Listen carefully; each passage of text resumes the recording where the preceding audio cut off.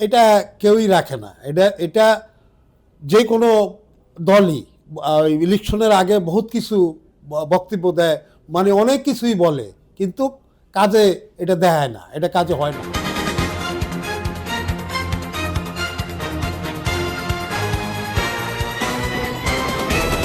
আমাদের এই 12 ফেব্রুয়ারি যে নির্বাচন, জি, এটা কতটা সুষ্ঠু, স্বাভাবিক এবং নিরপেক্ষ হবে বলে আপনি আশাবাদী? আমরা আশা করি যে সুস্থ ভালোভাবে ভোট হবে। এর ভিতরে যদি কিছু হয়, এটা তার দেখা তো যায় ভালো, যেমন প্রশাসন ভালোই দেখা যায়, সব কিছুই ভালো দেখা যাইতেছে। এখন পরবর্তীকালে কি হয় এটা তো আর বলা যায় না। আপনি নিশ্চয়ই জানেন আমাদের দেশে অনেক অবৈধ অস্ত্র। অবৈধ অস্ত্র প্রচুর আছে, কিন্তু হ্যাঁ। কোনোটাই ক্লিয়ার করে নাই সরকার। এই সরকার কোনোটাই মানে অস্ত্র উদ্ধার করতে পারে নাই। আচ্ছা, এই যে উদ্ধার করতে পারে না, এতে আমাদের নির্বাচনের দিন সহিংসতার একটা আশঙ্কা কি এটা থাকে? এটা আছে, এটা আছে, এটা আছে। তো এখন আপনি কিভাবে নিশ্চিন্তে ভোট দিতে যাবেন? নিশ্চিন্ত হলে দেশের নাগরিক হিসাব, আর এখন আমাকে যাইতে হয়, যাব, আর কি করব, চেষ্টা করবো যাওয়ার, সবাই নিয়ে যাওয়ার।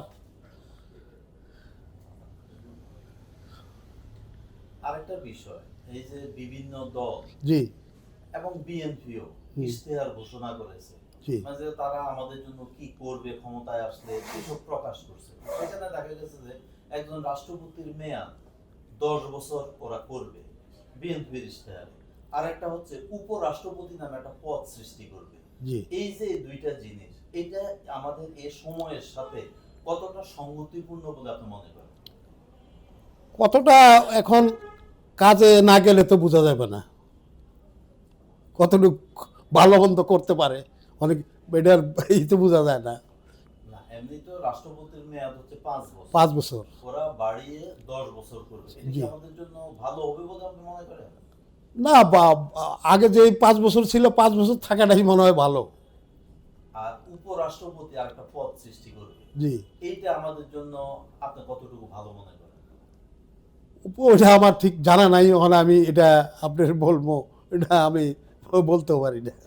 আর আরেকটা বিষয় হচ্ছে যে ওনারা যে ইশতেহারগুলি ঘোষণা করেছে, জি, এই ইশতেহারগুলি ধরেন ওনারা ক্ষমতায় আসার পরে কতটুকু বাস্তবায়ন হবে বলে আপনি আশাবাদী? এটা কেউই রাখে না। এটা এটা যে কোনো দলই ইলেকশনের আগে বহুত কিছু বক্তব্য দেয়, মানে অনেক কিছুই বলে, কিন্তু কাজে এটা দেখায় না, এটা কাজে হয় না।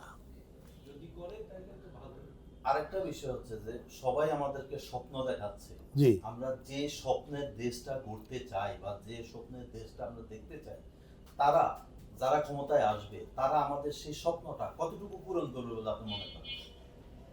তারা তো 50%ও করতে পারে না। এখন আবার নতুন করে কতটুকু করতে পারে, এটা ক্ষমতা না গেলে তো কেউই ওই আগে তো ভালোভাবেই বলে যে এটা করব, ওইটা করব, ওইটা করব, লাস্টে তো কিছুই করতে পারে না ওইরকম। আপনার নিশ্চয়ই এখনকার যে তরুণ প্রজন্ম, জি, তাদের সঙ্গে আপনার যোগাযোগ আছে, জি। তাদের মনোভাবনা কি, মানে তাদের সাথে মিশে আপনি কি বুঝছেন, তারা কোন মুখী? এরাও তো মানে এরা তো রাজনীতিবিদ না। এরা যখন যে যেরকম বুঝায় এরকমই বুঝার চেষ্টা, এরকমই বুঝে।